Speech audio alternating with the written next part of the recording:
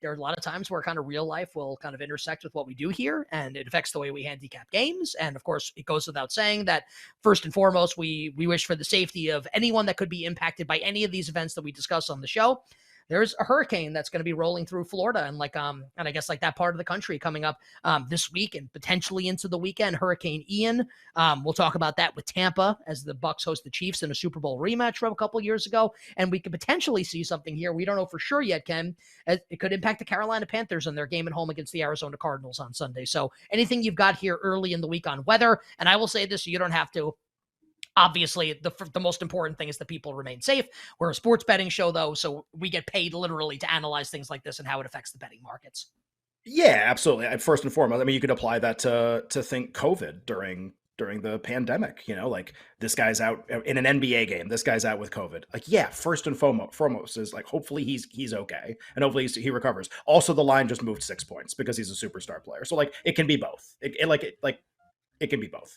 And with weather, especially, this has the potential to impact a ton of games. I don't know if we're going to end up doing a lot of Lockmas today for college football. Like whatever we don't do today, we can do tomorrow. There isn't like a 24-hour time, frame for any of the bets to be made that we would talk about. But, Carolina plays a home game. Tampa plays a home game. There are like 7 college games that are going to be impacted. Clemson, NC State is this weekend, which is like for the ACC, well, at least for the division title, maybe at least the representative in the conference game who would probably beat the other representative. So just like a lot going on of importance in sport while weather is a significant factor. So just if you see those totals start to crash, if you want to follow those forecasts throughout the week and, figure out if there's a way to bet those games, I would not be surprised if some of the games, Florida State hosts Wake on Saturday, and there's already talk about whether that game's going to be played or whether it needs to be moved.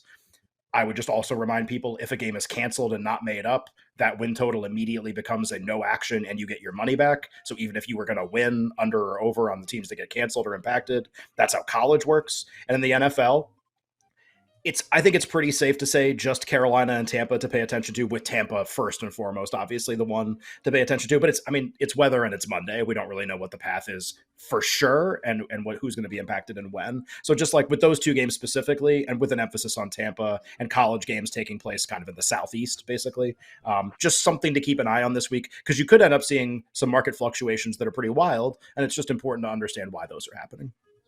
All right, so with that being said, obviously we want everyone to be safe, and we'll see what happens over the course of the week down in Florida and in the southeastern part of our country.